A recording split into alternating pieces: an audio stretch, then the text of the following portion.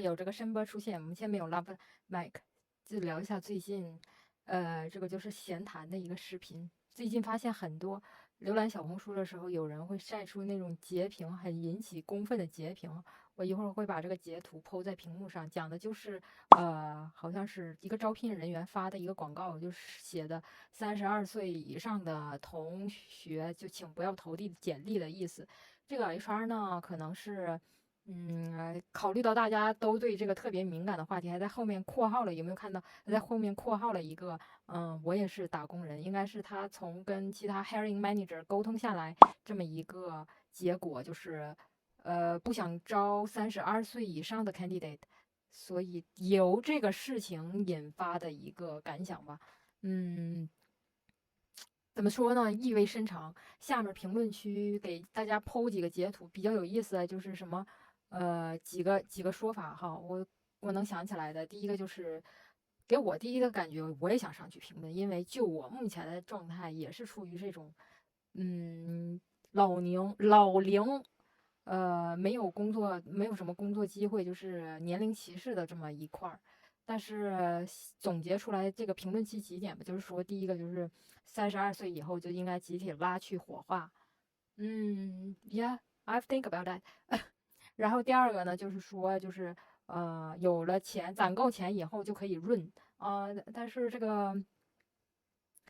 呢，我怎么想说呢？润也不是，因为你要考虑各个国家的 policy，而且你一定要有 working visa 去到相应的地方。但是你一个非常 regular 的人，怎么可能你跟当地的留学生有相应的 visa 政策？你一个如果你不是技术大牛或者是什么的，你怎么可能一下子就拿到那么好的 opportunity 去润？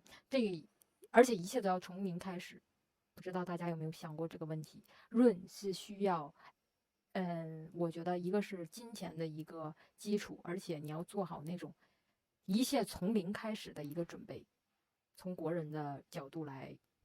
看，我是这么看这个润的这个 topic。然后第三个呢，就是第三类呢，就是说，有听到周围朋友的亲身经历的一些，比如说无故解约的，因为达到了年龄上限，可能是在40岁左右的一个亲戚是什么在外企工作，然后就明年就无故解约了，但是底下有普法，也有普法的相应的小伙伴，我觉得这个可能就是小红书一个比较有魅力的地方，就是大家可以在这个 comment 区域哈，就是抱团取暖的感觉。不知道有没有意见，但是 everybody 都可以 involve 进来，这个不管是泄怒也好，就是有各个目的手段，就是发泄自己的一个 channel 一个情绪，这可能是也是为什么这个东西在社交媒体上，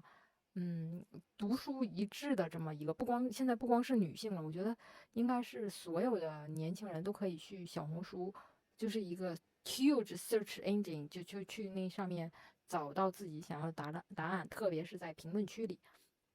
第三个讲到哪了？讲到那个，无故裁员，下面有普法的小伙伴就说，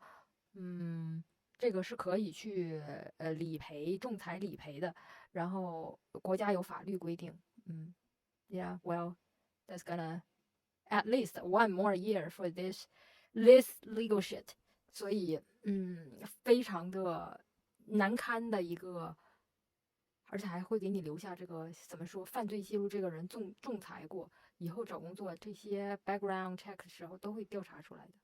That's a lot of issue. That's a lot of issue. So it's kind of difficult.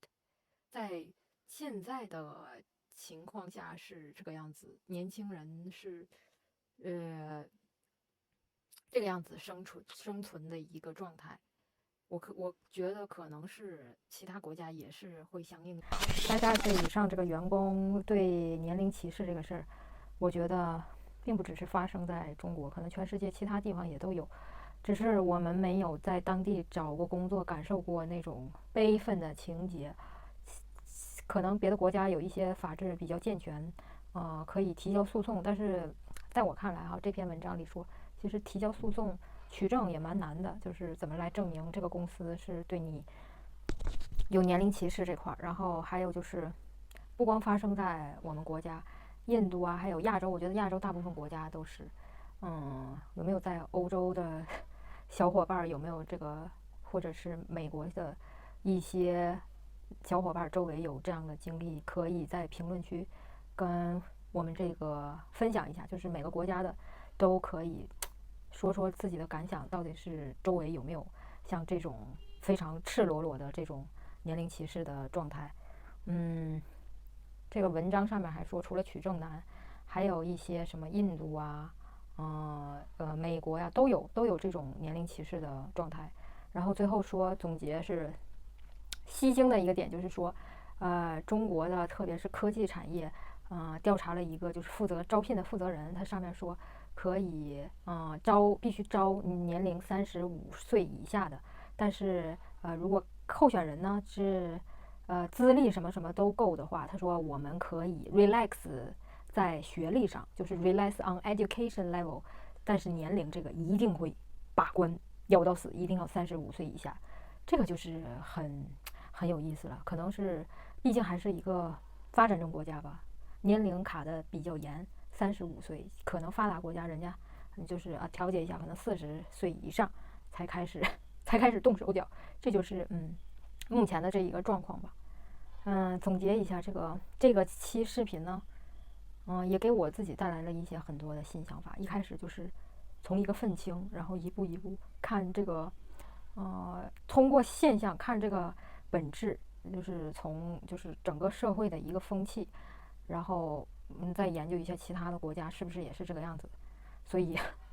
对人类总体的把握还是有一些掌控感。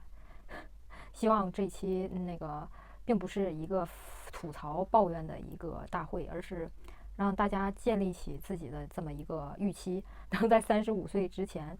多要薪资的多要薪资，能继续坚挺在这个工作岗位的，那就是继续卷起来。然后如果是觉得自己做这个工作没有什么意义的话，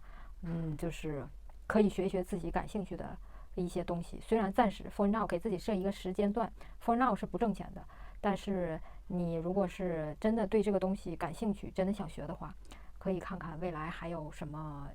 自己真想完成的一些事儿吧。所以今天就是想给大家分享一下这一块，坚持下来，还是有机会，还是有希望的。